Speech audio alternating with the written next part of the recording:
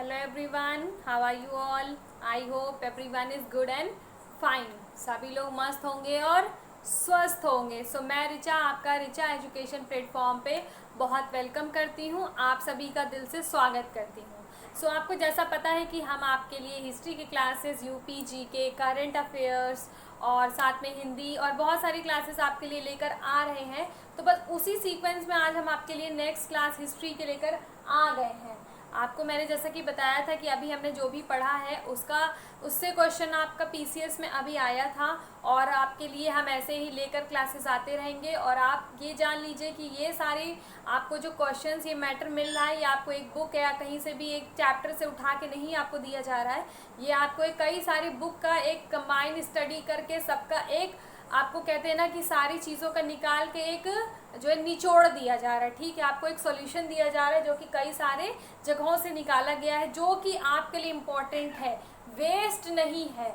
सबसे पहले तो ये आपका यूपीएससी का कोर्स है, इसके बाहर आपका कुछ भी जा नहीं सकता, इससे बाहर आपका एग्जाम्स में नहीं जाएगा। अभी आपकी क्लासेस चल रही हैं, इसके बाद आपकी फिर से डिटेल्ड क्लासेस चलेंगी। अभी आपका क्योंकि एनटीपीसी है और अभी आपका नेक्स्ट ईयर भी जो टारगेट 2021 हम आपका स्टार्ट करने वाले हैं यूपीएससी के लिए। ठीक है, तो वो सब आपको मिलेगा यहाँ पर।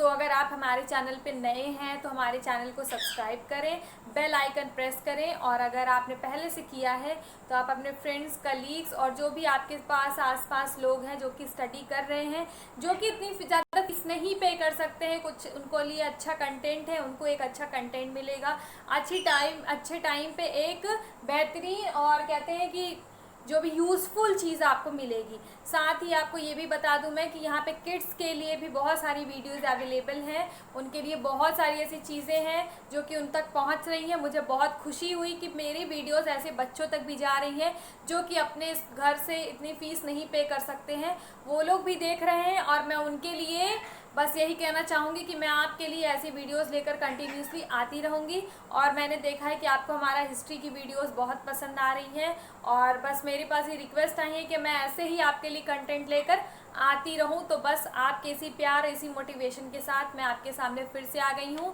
और आपके लिए बेहतरीन से बेहतरीन कंटेंट यहाँ पर उपलब्ध होगा। तो चलिए और बातें ना करते हुए, बस आपका प्यार ऐसा सपोर्ट हमें मिलता रहे, हम आपके लिए क्लासेस लेकर आते रहें। तो चलिए हम मैटर को स्टार्ट करते हैं, अपनी आज की क्लास का शुरुआत करते हैं। यहाँ देखिए, आज हमने आपसे लास्ट टाइम बात किया था, जो भी शासन काल है आपके शासकों के बारे में हम आपसे बात कर रहे हैं। आपसे पूरा हमने एंशियंट हिस्ट्री से स्टार्ट किया है, एंशियंट हिस्ट्री से लेकर हम आपको बता रहे हैं। पिछले में हमने कर्ण वंश देखा, शक वंश देखा, और उसके पहले भी हम लोग ने जो है अशोक और सबके बारे में पढ़ा। आपको हमने बताया कि कैसे क्या क्या किन्होंने पुष्यमित्र, शुंग और सारे मतलब जितने भी वंश अभी तक आए हैं हमने कवर किए हैं। आज हम आपके लिए लेकर आए हैं गुप्त वंश। ठीक है, तो गुप्त वंश आपका हम आज लेकर चलेंगे। तो गुप्त वंश में जैसा कि आपको दिखाई दे रहा है यहाँ पे कि गुप्त वंश का जो आपका शुरुआत हुई थी। ठीक है, गुप्त वंश की शुरुआत आपकी हुई है 3री एडी से, 3rd एडी से आपकी गुप्त वंश की शुरुआत हुई है। उसके बाद आप देखिए कि गुप्त वंश की जो स्थापना करने वाला है वो है श्रीगुप्त। ठीक है, श्रीगुप्त ने आपके गुप्त वंश की स्थापना की है।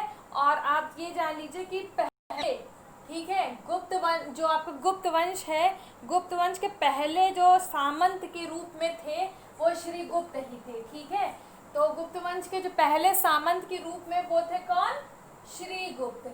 श्रीगुप्त इसके स्थापना भी की है उन्होंने गुप्त वंश की, और पहले ही सामंत के रूप में इन्होंने काम भी किया है।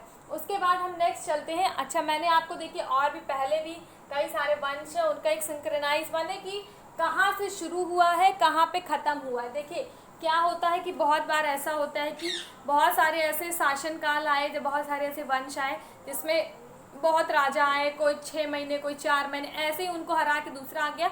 तो हम देखिए डीप में जब हम पढ़ते हैं तो उनका नाम देख लेते हैं सिंक्रोनाइजेशन में, लेकिन जब भी हम उनका एक कहते हैं ना डिटेल, जब उनकी हम याद उन्हीं को रखते हैं या जिसने कोई अच्छा काम किया हो या जिसने कोई खराब काम किया हो। ठीक है, दो ही लोग की चर्चा होती है, या तो बहुत फेमस होता है या फिर डिफेम होता है, या तो कुख्यात होगा या फिर प्रसिद्ध होगा। ठीक है, तो यहाँ पे वैसे हम सबका नाम देखेंगे, तो इसमें सबसे पहला नाम आता है गुप्त वंश में श्रीगुप्त का, ठीक है। श्रीगुप्त के बाद आया है घटोत्कच, घटोत्कच के बाद आता है आपका चंद्रगुप्त, ठीक है। चंद्रगुप्त का जो समय है, ये देखिए अभी चंद्रगुप्त के बारे में हम थोड़ा सा देखेंगे। चंद्रगुप्त का जो समय है वो है इनका 319 AD, ठीक है, 319 AD। और यही जो कहते हैं कि ये जो था ये वास्तविक संस्थापक था। देखिए गुप्त वंश की स्थापना तो की थी आपके श्रीगुप्त ने, लेकिन कहते हैं ना कि एक होता है जो घर बनाता है और एक होता है जो घर चलाता है। तो घर बनाने वाला नहीं देखा जाता, घर बनाने वाले का तो आप नाम लेते ही हो, बट उनको जो चलाने वाला है वो भी आपके लिए एक बहुत इंपॉर्टेंट रोल प्ले करता है। तो यहाँ पे यही है कि बनाने वाले तो थे गुप्त वंश के श्रीगुप्त, लेकिन जो चलाने वाले जो कहते हैं ना वास्तविक संस्थापक जिसे कहा जाता है, तो वास्तविक संस्थापक के रूप में देखिए क्वेश्चन आपसे पूछा जा सकता है दो तरह का। ध्यान रखिएगा कि गुप्त वंश की स्थापना की किसने की? श्रीगुप्त ने। लेकिन अगर पूछे वास्तविक संस्थापक तो चंद्रगुप्त, ठीक है। और कहते हैं कि ये आपका बहुत इफेक्टिव लीडर था, ठीक है, इसको हम बहुत इफेक्टिव लीडर कहते हैं, यानी कि ये बहुत ही ऐसा लीडर था जिसने कि लोगों के ऊपर बहुत प्रभाव डाला है, लोगों को बहुत प्रभावित किया है और अपना कार्य भी ऐसा किया है कि लोग उसके काम से प्रभावित हुए हैं। उसके बाद नेक्स्ट हम देखते हैं समुद्रगुप्त, ठीक है। समुद्रगुप्त इनके बाद आए चंद्रगुप्त के बाद। समुद्र जो अभी देखिए आपका इम्पोर्टेंट है वो हम अभी उनके बारे में डिस्कस नीचे करेंगे। तो चंद्रगुप्त के बाद आए समुद्रगुप्त, समुद्रगुप्त के बाद आए रामगुप्त, रामगुप्त के बाद आए फिर आपका एक इम्पोर्टेंट पर्सन चंद्रगुप्त सेकंड, या फिर इनको हम कहते हैं विक्रमादित्य, ठीक है। इनको विक्रमादित्य भी कहा जाता है और इनको चंद्रगुप्त सेकंड। तो अगर आपसे पूछा जाता है चंद्रगुप्त सेकंड या फिर विक्रमादित्य, तो ये आपका एक ही पर्सन है। याद रखिएगा कि ये एक ही पर्सन है जिसके बारे में बात की जा रही है। इनका बहुत इंपॉर्टेंट रोल है, अभी हम आगे देखेंगे। फिलहाल हम नेक्स्ट पॉइंट पर आते हैं कि नेक्स्ट कौन थे। तो चंद्रगुप्त 2 के बाद थे, सेकंड के बाद थे कुमारगुप्त। अब कुमारगुप्त के बाद आए हैं आपके पुरुगुप्त, पुरुगुप्त के बाद आए नरसिंहगुप्त, ठीक है। नरसिंहगुप्त के बाद आए कुमारगुप्त सेकंड, ठीक है। कुमारगुप्त सेकंड के बाद आए बुद्धगुप्त। मतलब कुल मिला के ये आपके श्रीगुप्त से चालू होके स्टार्ट होके आपके बुद्धगुप्त पे खत्म होता है। देखिए इसके बीच में इतने सारे नाम आपके हैं, बट पढ़ना आपको याद उन्हीं को रखना है जो आपके लिए इम्पोर्टेंट है। हमें, मैं फिर कह रही हूँ, हमें PhD नहीं करनी है, हमें एग्ज़ाम क्वालिफाई करना है। हमारा टारगेट UPSC है, हमारा टारगेट UPPCS है, ठीक है। हमारा टारगेट PhD की बुक लिखना नहीं है, थीसिस नहीं लिखना है हमको। हमें एग्ज़ाम में जाना है, उतना पढ़ के जाइए जितना आपके लिए बेनिफिशियल है, वहाँ जाइए, टिक लगाइए, आइए, सिलेक्शन लीजिए, मेंस लिखिए, सिलेक्शन लीजिए, इंटरव्यू दीजिए, जाके ट्रेनिंग करिए। मेरा जो है मेन एम ये है, यहाँ पे मेन एम, मुझे आपको थीसिस नहीं लिखवानी है, मुझे आपको नॉलेज दे के आपको जॉब दिलवानी है। मैं बहुत फ्रैंक बातें करती हूँ, मुझे PhD नहीं करवानी, मुझे टू द पॉइंट आपसे बात करना है जो आपके लिए इम्पोर्टेंट। क्योंकि पढ़ने के लिए हमारे पास GS में, हिस्ट्री में कोई था नहीं है, कोई लिमिट नहीं है। एक ऐसा ओशियन है ये आपका, आप जितना डीप जाओगे उतना ही आपको वास्ट मिलेगा। तो इसकी कोई वो नहीं है। इसके बारे में भी हम आपके लिए डिटेल क्लास, जैसे कि मैंने बताया कि मैं आपको बार बार कह रही हूँ कि टारगेट 2021 लेके मैं आने वाली हूँ आपके लिए। उसके लिए स्ट्रैटेजी क्या होगी, फिलहाल अभी हम ये देखते हैं, फिर हम उन बातों पर भी आएंगे। तो ये आपका यहाँ से लेकर यहाँ तक जो कवर कर लिया है, ये आपके सारे गुप्त वंश के सारे मतलब राज करने वाले यहाँ पे आए हैं आपके। उसके बाद अब हम बात करेंगे धीरे धीरे उनकी जो आपके लिए इम्पोर्टेंट होते हैं। देखिए गुप्त वंश के, श्रीगुप्त के बारे में हमने डिस्कस कर लिया कि ये आपके स्थापना इन्होंने की है, ये पहले सामंत के रूप में रहे हैं, ठीक है। उसके बाद नेक्स्ट अब हम देखेंगे समुद्रगुप्त के बारे में, ठीक है। समुद्रगुप्त के बारे में हम चर्चा करेंगे कि समुद्रगुप्त में क्या था, कि समुद्रगुप्त की क्या बात थी कि उत्तर में, ठीक है, ये उत्तर की तरफ जो है, जैसे कि पूर्व पश्चिम उत्तर दक्षिण आपके 4 होते हैं, तो जो राज्य के जो उत्तर में ये जो भी जीतता था, ठीक है, उत्तर साइड में, नॉर्थ साइड में ये जो भी जीतता था वो क्या करता था, अपने ही राज्य में मिला लेता था, अपने ही राज्य में विलय कर लेता था। एक एग्जाम्पल समझिए कि आपने जो है अपना घर बनाया, ठीक है, घर के आगे आपको जो ज़मीन मिली, आपने उसको जीता, दूसरे से लड़ाई करी और उस पर अपनी दीवार, अपना एक रूम और खड़ा कर दिया, एक रूम और बना दिया। तो ये वैसे ही करता था, जहाँ जाता था जो राज्य जीता उसको उठा के अपने में मर्ज कर लिया। उसके बाद देखिए इसकी 2 नीति थी, ये 2 नीतियों पर काम करता था जो कि बड़ी इंपॉर्टेंट है। एक है दंडानुग्रह, दूसरी है मोक्षानुग्रह, ठीक है, इसकी 2 नीतियां हैं, इंपॉर्टेंट है ये, दंडानुग्रह और मोक्षानुग्रह। उसके बाद हम रामगुप्त पर आते हैं। रामगुप्त का क्या है, रामगुप्त इनका बताते हैं कि विशाखा दत्त नाम की एक पुस्तक है, ठीक है, विशाखा दत्त नाम की एक पुस्तक है और इसी पुस्तक में इनका वर्णन जो है मिलता है रामगुप्त का, ठीक है। बढ़ते हैं नेक्स्ट पॉइंट पर। अब हम बात करेंगे यहाँ चंद्रगुप्त या फिर विक्रमादित्य की, ठीक है। मैंने आपको बताया कि चंद्रगुप्त द्वितीय या फिर विक्रमादित्य। अच्छा, अब इनके बारे में हम देखते हैं कि ये क्या करते हैं कि ये शकों को समाप्त करते हैं, जो आपके शक वंश थे, ठीक है, मैंने आपको बताया था शक वंश के बारे में। तो इन्होंने क्या किया, जितने शक वंश है शकों को इन्होंने खत्म कर दिया, समाप्त कर दिया, ठीक है, ये समाप्त करता है शक वंश को। उसके बाद में 57 BC 57 BC में इनका विक्रमी संवत शुरू होता है। देखिए विक्रमादित्य हैं, इन्हीं के उससे विक्रमी संवत जो है शुरू हुआ है 57 BC से।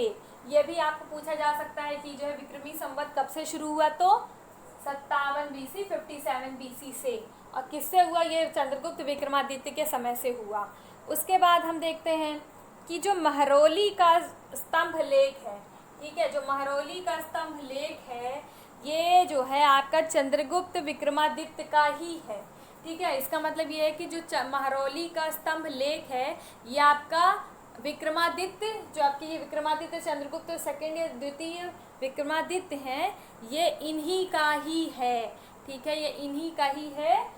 आपको ये याद रखना है, महरौली का स्तंभ लेख, ठीक है। अब बढ़ते हैं हम आगे,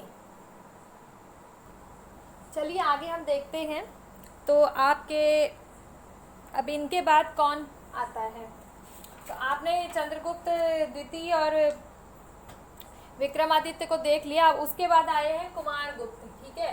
अब हम कुमारगुप्त के बारे में बात करेंगे। तो कुमारगुप्त ने बहुत एक इम्पॉर्टेंट क्वेश्चन काम किया है। देखिए ये आपका हमेशा मोस्ट ऑफ द टाइम ये बहुत इंपॉर्टेंट क्वेश्चन है, मोस्ट इम्पॉर्टेंट क्वेश्चन लिख लीजिए कि नालंदा यूनिवर्सिटी इन कुमारगुप्त ने बनवाई। ये क्वेश्चन पूछा जाता है कि नालंदा यूनिवर्सिटी किसके समय में बनी, तो ये बनी आपकी कुमारगुप्त के समय में, ठीक है। ये क्वेश्चन बहुत इंपॉर्टेंट है, मैं आपसे कह रही हूँ, इसे आप नोट डाउन करिए, अपने माइंड में सेव करिए। और हाँ, आप जब भी वीडियो देखने बैठिए तो साथ में पेन और कॉपी ज़रूर रखिए, ठीक है। आप इनको नोट डाउन करते चलिए, क्योंकि देखने पर आपको लगेगा कि सब याद हो गया, बट ये आपके माइंड से फिर स्लिप हो जाएगा, तो इसलिए इनको नोट्स बनाते चलिए, ठीक है। उसके बाद फिर देखिए इसके बाद क्या हुआ, इन्होंने नालंदा यूनिवर्सिटी बनाई, he established Nalanda university. Then इसके बाद जो है हुण आक्रमण हुआ, ठीक है। हुण एक वो थे आपके शासक थे। हुणों का जो है इसकी नालंदा यूनिवर्सिटी बनाने के बाद हुणों का आक्रमण हो गया, ठीक है। हुणों का आक्रमण हुआ और आक्रमण करने वाले में 2 थे, एक थे आपके मिहिरपुर, ठीक है, एक मीर और दूसरे थे तोड़माल। ये 2 आपके थे, एक थे आपके मिहिरपुर और दूसरा जो है तोड़माल। ये 2 लोग थे हुण आक्रमण में, ठीक है, ये शामिल थे। उसके बाद हम नेक्स्ट चलते हैं।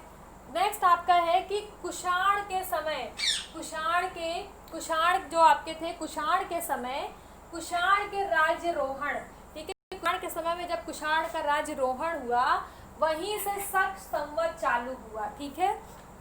अभी आपको मैंने पहले बताया विक्रम संवत कब से चालू हुआ, अब आपका है कि शक संवत चालू हुआ कुषाण के राज्यारोहण से।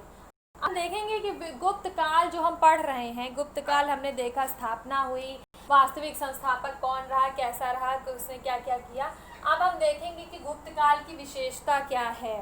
ठीक है, गुप्त काल की विशेषता अब हम देखेंगे। तो गुप्त काल की विशेषता है मंदिरों का स्थापत्य। ठीक है, मंदिरों का स्थापत्य हुआ और नागर शैली का जन्म हुआ। ठीक है, नागर शैली का जन्म और मंदिरों का स्थापत्य, ये आपका बहुत ही इम्पोर्टेंट है कि गुप्त काल की विशेषता। गुप्त काल बहुत एक इम्पोर्टेंट काल रहा है, तो ये दोनों आपको याद रखना है कि मंदिरों का स्थापत्य हुआ और नागर शैली का जन्म हुआ। अब उसके बाद हम नेक्स्ट देखेंगे गुप्तोत्तर काल। ठीक है, हमने गुप्त काल देख लिया। अब गुप्तोत्तर काल का मतलब ये होता है कि गुप्त काल के बाद का समय। ठीक है, गुप्त काल के बाद का समय क्या हुआ, उसके जब गुप्त काल निकल गया, बीत गया, तो इसके बाद गुप्त काल के बीच जाने पर क्या स्थिति रही, कैसा क्या चलता रहा। तो यहाँ पे हम देखेंगे कि भारत छोटे छोटे टुकड़ों में विभाजित हो गया। जैसे ही मतलब आपका गुप्तोत्तर काल आप देखोगे तो आपको पता चलेगा कि फिर भारत जो है छोटे छोटे टुकड़ों में विभाजित हो गया। कहते हैं ना कि जब हर कोई मालिक बन जाता है, हर कोई अपने आप को राजा समझने लगता है, तो छोटे छोटे चीज़ें उसको बांटना पड़ जाता है या वो खुद ही जो है बट जाता है। तो उसके बाद परवर्ती गुप्तों में, ये गुप्तों में ये जो आपका जो है आपका हुआ, ये परवर्ती गुप्तों में जो है, परवर्ती जो गुप्त हैं, परवर्ती गुप्तों में जो है ये विभाजित हो गया। ठीक है, उसके बाद हम देखेंगे नेक्स्ट कि कौन कौन से किस में जो है कौन कौन से वंश में विभाजित हुआ। तो ये कौन कौन से वंश में विभाजित हुआ, मैत्रक वंश। पहला आप देखोगे मैत्रक वंश। मैत्रक वंश में क्या, वल्लभी क्षेत्र आता है गुजरात का।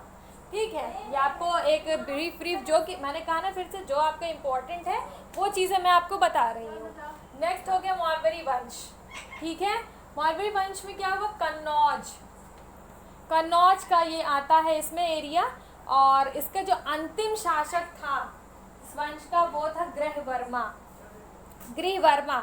और गृहवर्मा का जो विवाह हुआ था, इनका विवाह हुआ था राजश्री से। ठीक है, गृहवर्मा जो आपका अंतिम शासक है इस वंश का, उसका विवाह हुआ है आपका राजश्री से। और ये जो राजश्री कौन थी, ये हर्षवर्धन की बहन थी। ठीक है, हर्षवर्धन आप हैं, उनकी ये बहन है राजश्री। तो हर्षवर्धन की बहन से शादी हुई गृहवर्मा की, और ये अंतिम शासक था मौर्वरी वंश का, कन्नौज का। ठीक है, उसके बाद नेक्स्ट हम चलते हैं। तो नेक्स्ट हम देख रहे हैं कि पुष्यभूति वंश या फिर वर्धन वंश। अब आया है आपका वर्धन वंश या फिर पुष्यभूति वंश। तब इसमें अब हम देखेंगे क्या है। तो इसमें जो है आपके 3 शासक आए। ठीक है, इसमें आपके 3 शासक रहे हैं। 3 शासक के नाम क्या क्या है ये हम देखते हैं। एक का नाम है प्रभाकर, दूसरे का है राजवर्धन और तीसरा है हर्षवर्धन। अभी मैंने देखिए आपको बताया ना कि हर्षवर्धन की बहन से विवाह हुआ गृहवर्मा का, तो ये वही हर्षवर्धन है। तो हर्षवर्धन का बहुत इंपॉर्टेंट क्वेश्चन आपके बनते हैं, वो मैं अभी आपको आगे डिस्कस करूँगी। फिलहाल हम ये देखते हैं कि वर्धन वंश में आपके 3 शासक रहे, प्रभाकर, राजवर्धन, हर्षवर्धन। अब इसमें क्या है, हर्षवर्धन के समय में क्या हुआ ये मैं बताती हूँ आपको। हर्षवर्धन का जब समय था, पीरियड चल रहा था, इनका काल चल रहा था, जब ये राजा थे, रूल कर रहे थे, तब इनके समय में एक चीनी यात्री आया जिसका नाम था ह्वेनसांग। बहुत ही इंपॉर्टेंट क्वेश्चन है, पेट क्वेश्चन है आपके एग्जाम्स का। इसको मैं कैसे बताऊं, अब कैसे आपको याद रखिए, आपको भूलना नहीं है। किसके समय में आया, हर्षवर्धन। कौन आया हर्षवर्धन के समय में, ह्वेनसांग। ठीक है, हाँ से हर्षवर्धन, हाँ से ह्वेनसांग। और ये क्या था, चीनी यात्री था आपका। किस काल में आया, 600 एडी में। मतलब घोल के पी जाइए इस क्वेश्चन को, सारे पॉइंट्स को। इसकी कौन सी पुस्तक थी, CU की। ठीक है, CU की इनकी पुस्तक है।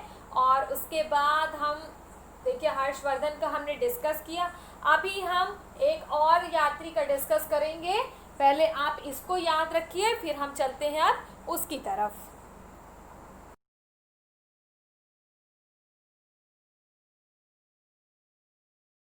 अब हम देखेंगे कि आपको ह्वेनसांग के बाद कौन आया, यात्री आया, वो आया आपका फाहियान। ठीक है, जैसे ह्वेनसांग का आपका पूछा जाता है वैसे फाहियान का। मतलब ये आप समझ लीजिए हेन सांग फाहियान ये आपके एसएससी वगैरह के पेट क्वेश्चंस हैं, आपके हर एग्जाम्स में पूछे जाते हैं। तो चंद्रगुप्त ये जब आया, फाहियान आया जब, तो किसका समय था? चंद्रगुप्त द्वितीय या फिर जिसको हमने बताया था विक्रमादित्य। ठीक है, ये फाहियान आपका चंद्रगुप्त द्वितीय के समय आया था और उसकी जो पुस्तक थी वो थी फ्यो फ्यो क्यो की। मतलब ये लोग आप जानते ही हैं कि चाइना के लोग हैं या वो उनके कैसे उनका वो रहता है। तो जैसा हर्षवर्धन के समय में भी आया था आपका ह्वेनसांग, उसकी पुस्तक का नाम था सी यू की, वैसे ही इसकी पुस्तक का नाम है फ्यो क्यो की। ठीक है, उसके बाद आप देखते हैं कि नेक्स्ट आता है आपका चंद्रवंश। ठीक है, तो चंद्रवंश क्या था? बंगाल था वहाँ पे चंद्रवंश में, चंद्रवंश के का उसमें बंगाल आता है। और यहाँ का जो शासक था, शासक का नाम था आपका शशांक। जो शासक था उसका नाम था शशांक। उसके बाद नेक्स्ट आपका है मालवा। मालवा में कौन था आपका? यशोवर्मन था। ठीक है, मालवा में आपका यशोवर्मन था। और उस समय का जो आपका कहते हैं ना कि रचनाएं हुई थी, तो रचनाओं के नाम है बाणभट्ट ने कौन कौन सी रचना की? कादम्बरी, हर्षचरित। ये भी क्वेश्चन आपका एसएससी का पेट क्वेश्चन है। मतलब एसएससी तो पूछती, एसएससी और आरबीओ ये सब मतलब आपका खूब पूछती है। ठीक है, रेलवे में तो आपके ये रेलवे में एसएससी में क्वेश्चन हमेशा ही लगभग पूछे जाते हैं आपके कि कादम्बरी किसकी रचना है या फिर हर्षचरित किसकी रचना है। नेक्स्ट आप देखिए हर्षवर्धन की रचनाएं, ये भी आपका पूछा जाता है। नागानंद प्रियदर्शी रत्नावली। ठीक है, बाणभट्ट और कादम्बरी, बाणभट्ट और कादम्बरी आपकी है, सॉरी कादम्बरी और हर्षचरित आपकी है बाणभट्ट की, और नागानंद प्रियदर्शी और रत्नावली आपकी है हर्षवर्धन की। ठीक है, उसके बाद देखिए आपका जो है यहीं से आपका प्राचीन भारत जो है आपका समाप्त होता है। अभी तक हम जो पढ़ रहे थे हमने आपको सारी चीज़ें बताई, वो प्राचीन भारत की बताई। अब आपका यहाँ से प्राचीन भारत समाप्त होता है। हर्षवर्धन कहते हैं ना, हर्षवर्धन मैंने आपको बताया कि हर्षवर्धन का जो समय आया उसमें भारत और छोटे छोटे टुकड़ों में डिवाइड होता चला गया, और उसके बाद जो डिवीज़न हुआ है, जो बंटवारा हुआ है, और यहीं से आपका पूर्व मध्यकाल शुरू होता है। ठीक है, अब आपका यहीं से पूर्व मध्यकाल शुरू होगा और हर्षवर्धन के वहाँ पे आपका वो खत्म हो गया। ये है आपका समय 600 AD से लेकर 1200 AD। ठीक है, 600 AD से लेके आपका 1200 AD का ये जो है पूर्व मध्यकाल का समय रहा है। अब हम देखेंगे कि पूर्व मध्यकाल में क्या क्या है। तो दक्षिण भारत जो था आपका, दक्षिण भारत में इस समय संगम काल चल रहा था। ठीक है, दक्षिण भारत में इस समय पर संगम काल चल रहा था, और इसमें बताते हैं कि 3 संगम हुआ है। ठीक है, वो 3 संगम कौन कौन से हैं अब हम उनके बारे में देखेंगे, उनके अध्यक्ष कौन रहे हैं हम उनके बारे में देखेंगे। तो जैसे क्वेश्चन आपको पूछ सकता है कि पूर्व मध्यकाल में कितने संगम हुए, तो आपके 3 संगम हुए। नाम भी दे के पूछा जा सकता है, अगर आप एक अच्छा लेवल के एग्ज़ाम दे रहे हो तो आपको नाम बिल्कुल दे के पूछा जा सकता है। सपोज दैट आपको 3 दे दिया, चौथा गलत दे दिया, आपको बताना है गलत कौन सा है, या बाकी गलत दे दिए, एक सही दे दिया, तो आपको उसमें सेलेक्ट करके बताना होगा कि सही कौन सा है। ठीक है, तो हम पहला देखते हैं कि पहला संगम जो हुआ वो कौन सा हुआ। ये आपका मदुरा पांडे। ठीक है, मदुरा पांडे और ये संगम हुआ, और इसके जो अध्यक्ष रहे वो रहे अगस्त ऋषि। ठीक है, इसके जो अध्यक्षता जिन्होंने की वो थे अगस्त ऋषि। उसके बाद जो दूसरा संगम हुआ वो है आपका कपाटपुरम। ठीक है, कपाटपुरम, उसके जो अध्यक्ष रहे हैं वो हैं आपके तोलकप्पियम, ये आपके तमिल के हैं।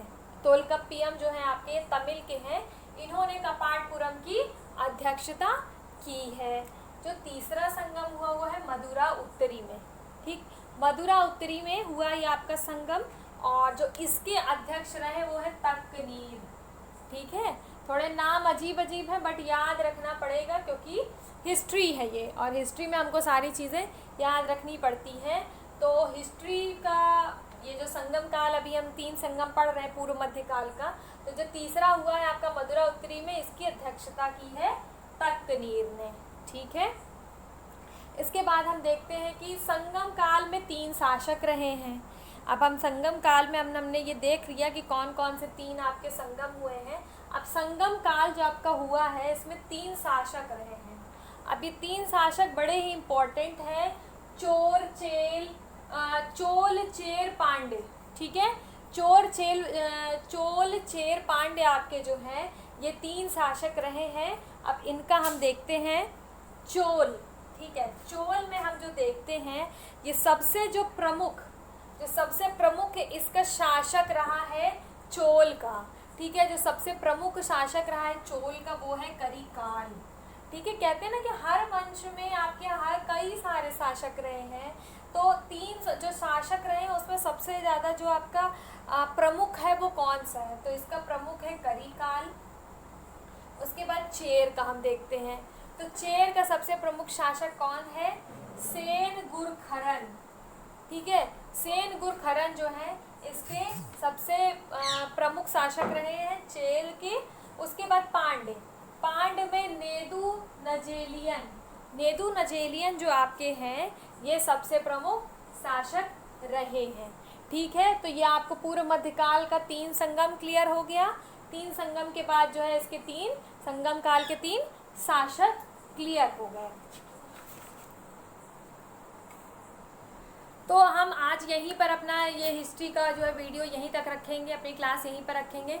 इसके बाद जो आपकी क्लास होगी उसमें मतलब आप समझ लीजिए कि अभी तक यहाँ पे जो भी प्रमुख मंदिर आपके बने हैं जो कि आपके एग्ज़ाम पॉइंट ऑफ व्यू से मोस्ट इम्पॉर्टेंट है, आपके एग्ज़ाम में पूछे जाते हैं, वो प्रमुख मंदिर हम करेंगे। साथ ही हम देखेंगे कि कौन से शासक को कौन सी उपाधियाँ मिली हैं। तो नेक्स्ट वीडियो में हम डिस्कस करेंगे आपके प्रमुख मंदिर और आपकी जो उपाधियाँ मिली हैं, और उसके आगे जो समय काल रहा है उसके आगे क्या क्या हुआ है ये हम देखेंगे, ठीक है। तो आपको ये वीडियो हमारी हिस्ट्री की कैसे लगी, प्लीज़ आप हमें कमेंट सेक्शन में ज़रूर कमेंट करके बताएं। हमारे साथ यूँ ही बने रहें, बस हमारी फुल वीडियो को वॉच करिए, हमारे साथ बने रहिए और आप हमें बताते रहिए कि आपको हमारी क्लासेस कैसी लग रही हैं। ये जो आपके सामने ये कंटेंट आया है ये आपको कहीं मिलेगा नहीं इस तरह का कंटेंट, और बहुत ही मतलब रेयर चीज़ें आपको है। मैंने आपको बताया to the point most important चीज़ें, क्योंकि ब्रेन में आपको हिस्ट्री भी पढ़ना है, ज्योग्राफी भी पढ़ना है, इकोनॉमिक्स भी पढ़ना है, करंट भी पढ़ना है, पॉलिटी भी पढ़नी है, मैथ्स भी पढ़ना है, रीजनिंग भी पढ़नी है, हिंदी भी पढ़ना है, मतलब सीसैट देने के लिए तो पढ़ना है ना। तो उसके अलावा भी अगर आप और भी एग्जाम दे रहे हैं तो उनके लिए तो पढ़ना ही पढ़ना है। तो सब कुछ पढ़ना है तो थोड़ा पढ़िए। जब आपको बहुत सारा खाना खाना होता है तो आप थोड़े डिश लेके खाते हो जो कि आपकी मोस्ट इस पर मतलब आपको समझिए सबसे ज़्यादा यमी होती है, आप उनको खाते हो। आप ऐसी चीज़ें नहीं खाते हो जो आपको वेस्ट मतलब जो आपको इजीली मिल जाए या फिर जो कि बहुत अच्छी ना हो, आपको पसंद ना हो, आप उन चीज़ों को नहीं खाओगे या आपके काम की ना हो। तो बस हमको सिलेक्शन लेना है, आपका सिलेक्शन हमारे सक्सेस है, हमारी सफलता है, और आपके सफलता में हम इसी तरह योगदान देते रहे। बस आप हमारे साथ बने रहिए। हमारे चैनल पर नए हैं आप तो सब्सक्राइब करिए और लोगों को शेयर करिए। बस इसी के साथ मैं आज इस क्लास को यहीं पे विराम देती हूँ। मिलते हैं नेक्स्ट वीडियो में। Till then bye bye, take care, जय हिंद।